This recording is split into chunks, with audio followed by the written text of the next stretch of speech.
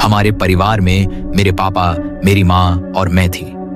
पापा नेपाल पुलिस में थे, इसलिए वो ज्यादातर घर से बाहर रहते थे। क्योंकि वो कम ही घर आते थे, इसलिए मैं माँ के बहुत करीब थी। हम एक किराए के घर में रहते थे और हमारे पड़ोसी बहुत अच्छे थे। हम सब एक बड़ी खुशहाल फैमिली की तरह रहते थे। मेरी जिंदगी घर और स्कूल दोनों में अच्छी चल रही थी। मैं 8वीं क्लास में थी और पढ़ाई से थोड़ा ब्रेक लेने के लिए मैंने और मेरे कुछ दोस्तों ने एक मनोरंजन पार्क जाने का प्लान बनाया। हमने तय किया कि हम शनिवार को जाएंगे। स्कूल से आकर मैंने अपनी माँ को यह बात बताई और उनसे इजाजत मांगी। उन्होंने शर्त पर इजाजत दी कि मैं शाम 4 बजे से पहले घर लौट आऊं। मैंने हामी भर दी। अगले दिन के लिए मैं बहुत उत्साहित थी। माँ की मदद से मैंने अपने कपड़े भी तय कर लिए। शाम लगभग 6:30 बज रहे थे, तभी हमारी एक पड़ोसन घर आई। वो मुझसे उम्र में बड़ी थी और हमारे साथ बहन जैसा रिश्ता था।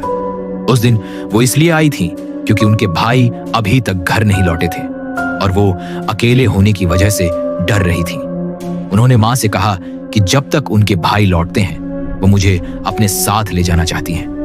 क्योंकि मैं पहले भी उनके घर जाती रहती थी, माँ ने इजाजत दे दी।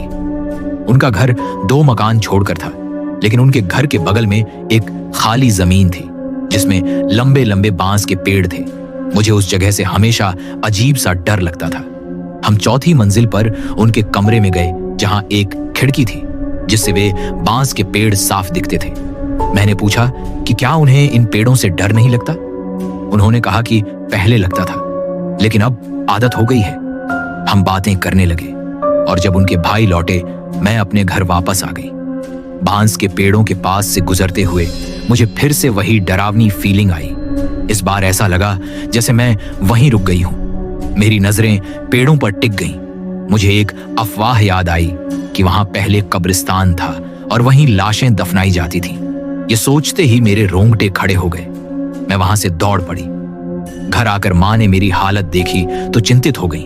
उन्होंने पूछा क्या हुआ, लेकिन मैं कुछ कह नहीं पाई। हमने खाना खाया और फिर टीवी देखने लगे। माँ बाथरूम गई, लेकिन आधे घंटे बाद भी नहीं लौटी।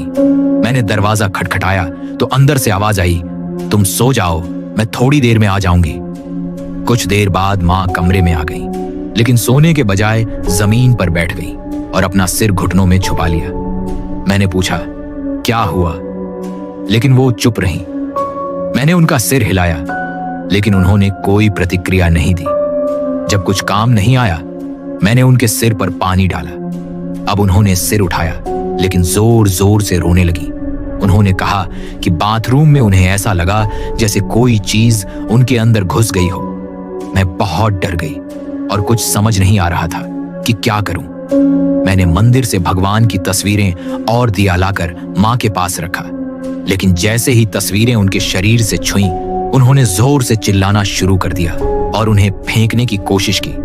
अब उनका बर्ताव बिल्कुल बदल चुका था। वो मुझे घूर रही थी, आंखें पूरी तरह सफेद हो चुकी थीं। मैंने उनके फोन से पड़ोसियों और रिश्तेदारों को कॉल करना शुरू किया। तभी माँ ने मेरा गला दबाना शुरू कर दिया।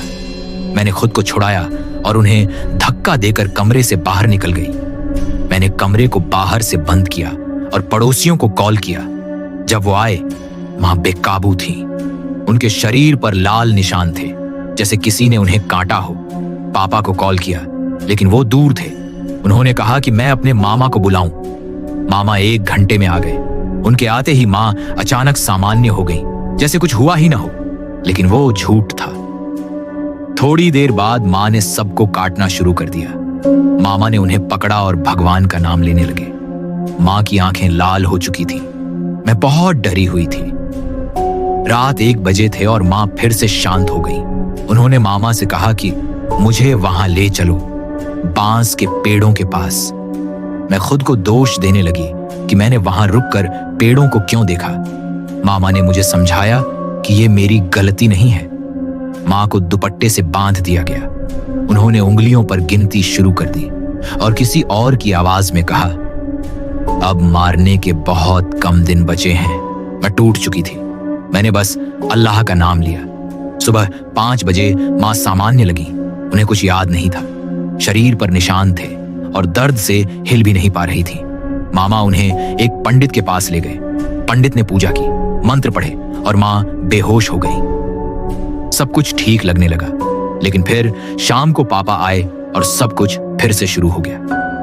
माँ की आंखें फिर लाल हो गईं। उन्होंने गिनती शुरू कर दी और कहा, मैंने बस बेहोशी का नाटक किया था। इस बार हालत और खराब थी। माँ अपने नाखूनों से खुद को नोच रही थी। पापा ने बताया कि एक पंडित है जो ऐसे मामलों में मदद कर सकता है। आधी रात को हम माँ को उस पंडित के पास लेकर गए।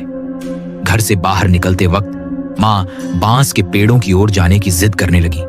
मैं उनके चेहरे पर हाथ रखे रही ताकि वो वहां न देख सके। पंडित ने पहले पूजा की और फिर माँ पर मंत्र पढ़े। माँ चीख रही थी, शरीर तड़प रहा था। सुबह 3 बजे पापा वहां पहुंचे। माँ ने कहा कि उन्हें बाहर जाना है, लेकिन पंडित ने मना किया। माँ ने बहाना किया कि उन्हें बाथरूम जाना है। बाहर निकलते ही ऐसा लगा जैसे कोई उनका गला दबा रहा हो।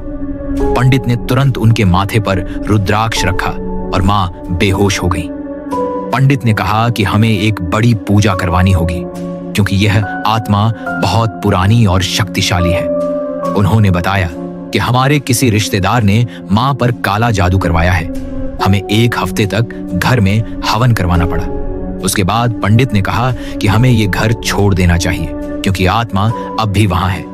हमने घर छोड़ दिया और मामा के पास शिफ्ट हो गए। आज 7 साल बाद भी हमने कभी उस जगह की ओर नहीं देखा। हमें उस रिश्तेदार का भी पता चल गया जिसने ये सब करवाया था, और अब हमारा उनसे कोई रिश्ता नहीं है।